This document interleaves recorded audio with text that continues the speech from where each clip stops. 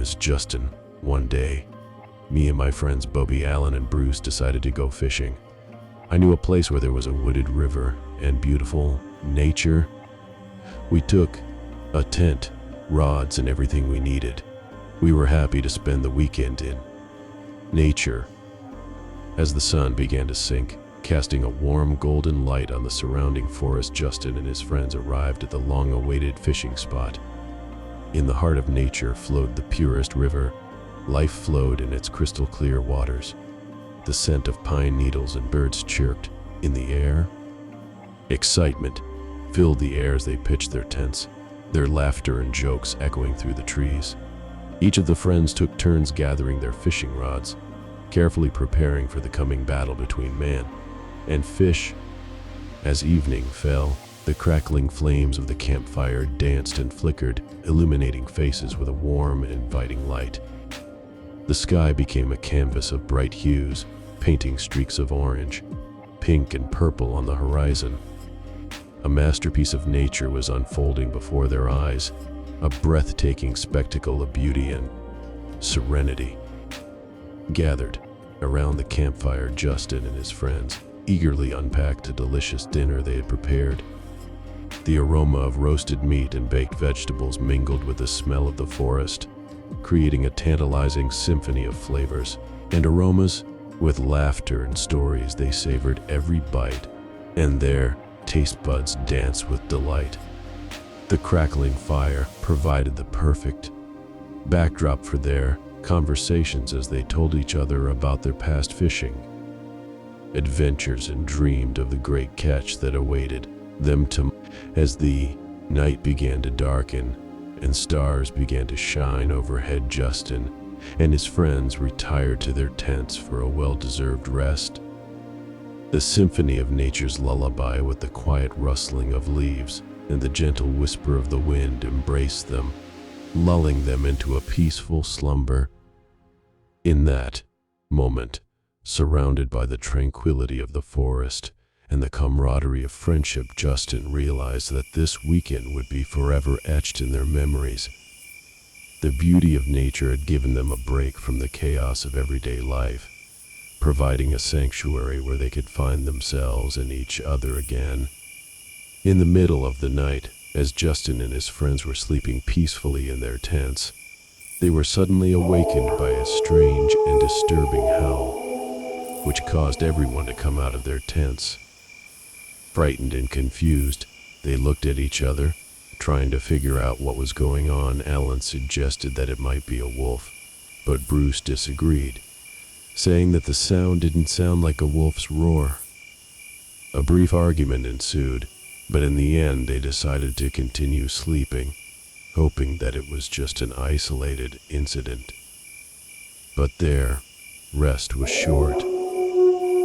Suddenly, someone or something howled in the camp, forcing everyone to jump out of the sleeping bags. Bobby quickly grabbed the lantern and proceeded to inspect the area, while the others gathered at the fire, seeking comfort and safety. Uncertainty and fear hung in the air as they struggled to sort out the situation. Not knowing what was going on, Alan suggested that they take turns on duty.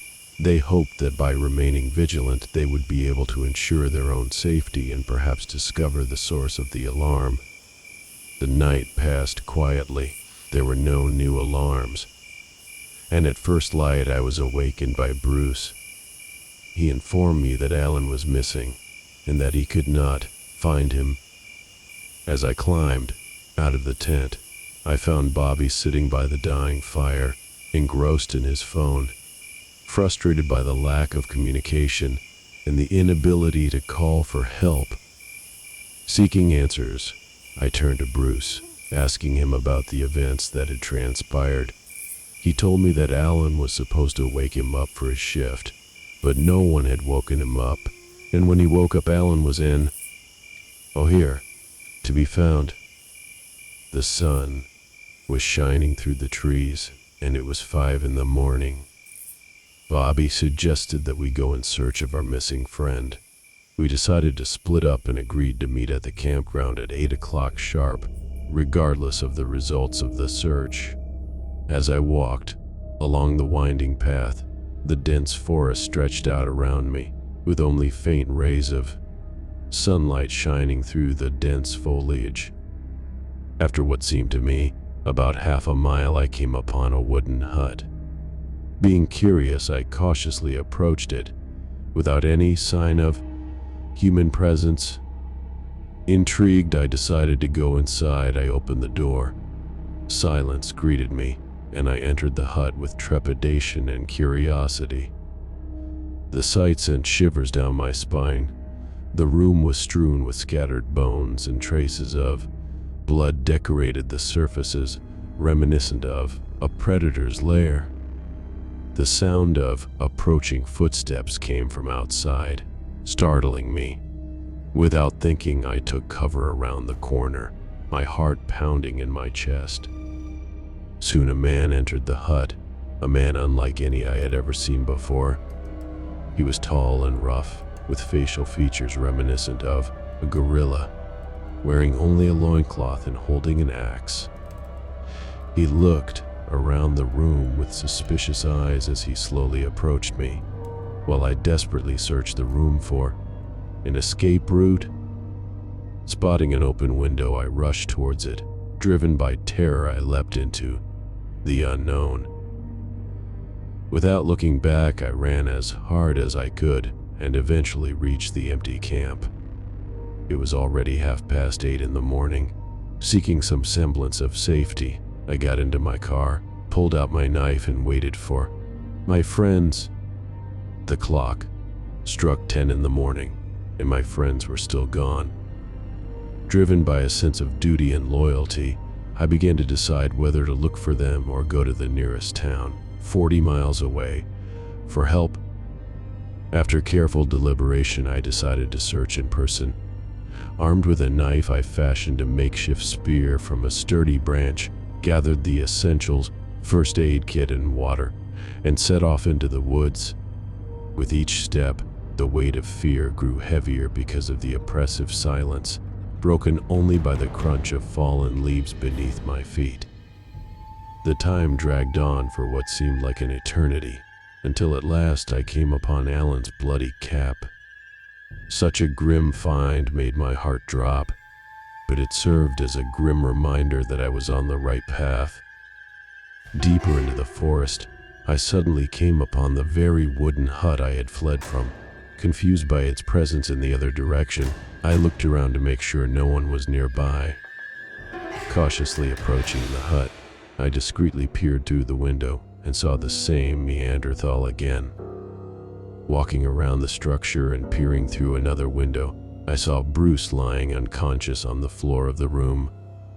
I jumped through the window to help Bruce. Landing on the floor, I saw two Neanderthals, one behind me, the other at the door. They were looking at me. A primal instinct flashed in their cunning eyes. They were approaching, holding crude weapons. As I raised my spear, I realized that it was weak against these beasts. As they rushed at me, a wild scream, rough and unrestrained, burst from my throat. Driven by the primal instinct of survival, I tried to escape their clutches and get out of this deadly fight alive. The creatures came at me with ferocious savagery, and the air was filled with the clang of steel and stone against flesh. We were fighting between primitive and modern man, but the force of their onslaught overpowered me, and in a few moments I, like my friend, was prostrate on the floor. Then we were both thrown into the cellar, with the trapdoor closed tightly behind us. When Bruce regained consciousness, he recounted his encounter with a Neanderthal. According to him, as he was walking through the woods, he came across a cabin. Once inside, he came face to face with one of the Neanderthals, and unable to escape his grip, he lost consciousness. We were both puzzled by the fact that our paths had diverged in different directions, but had led us to the same hut. Evening was approaching. We had to get out, or we risked becoming dinner for Neanderthals. We didn't know where our other friends were, but we guessed that their fate was the same as ours. As evening fell, darkness descended on the forest like a shroud. Bruce and I huddled together in the cramped cellar, listening intently for any sounds that might foreshadow our fate. Heavy Neanderthal footsteps rumbled across the wooden floorboards. Muffled grunts and growls echoed through the old beams, sending shivers down our spine.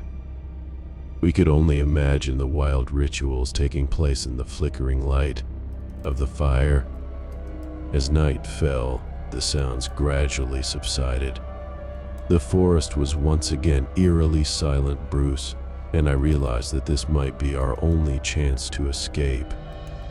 Slowly, cautiously, we groped the rough walls looking for weak spots.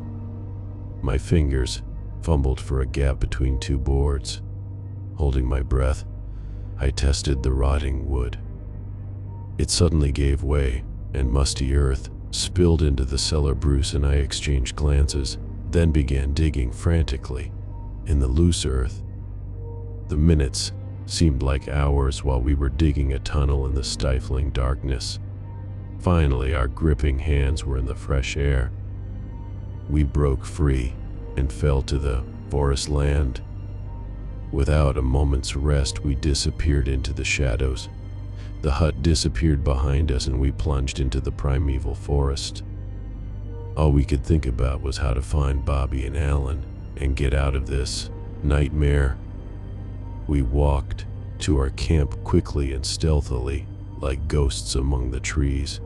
The forest held its breath, as if afraid to reveal our presence to whatever lurked in its depths. Just when it seemed that hope was lost, a flickering light appeared ahead. We crept closer.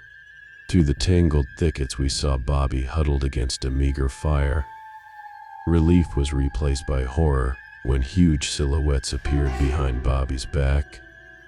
With primal screams of rage and fear, Bruce and I lunged at the looming figures. Our desperate attack took them by surprise. A fierce fight ensued, but this time we had the upper hand. Beaten and bleeding, we emerged victorious. Gathering our courage, Bobby and I fled into the night, as far away from that nightmarish place as possible. As the first rays of dawn broke through the trees, we stared in bewilderment at the wooden hut before us. We had walked all night, and here we were again at the starting point of our nightmare. We realized with horror that something sinister was going on here. This forest had an unnatural power that defied all logic and common sense. It was playing with us, playing cruel games with our minds. We approached the hut cautiously, expecting to see Neanderthals in it. But it was empty. There was no sign of the wild beasts. And then Bobby noticed bloody footprints on the floor, heading into the woods. Could that be it? We followed the trail of blood into the dense undergrowth, and the trail led to a hollow at the base of an ancient oak tree. With trembling hands, we pulled leaves and branches apart. And there, wrapped in decayed animal skins, lay Alan's lifeless body. On their faces were frozen masks of horror at the unthinkable fate that had befallen them. We had finally found our friend, but it was too late. The ordeal was over, but the scars remained forever. As we turned to flee this cursed place, a howl sounded in the distance. The forest wasn't done with us yet. We rushed into the void. The trees seemed to consume us all. The only thought was to run away. But can we ever truly leave this realm of nightmares? Or will it haunt us for the rest of our lives? The horrors we witnessed will stay with us forever and show us that even in the most idyllic places, darkness lurks.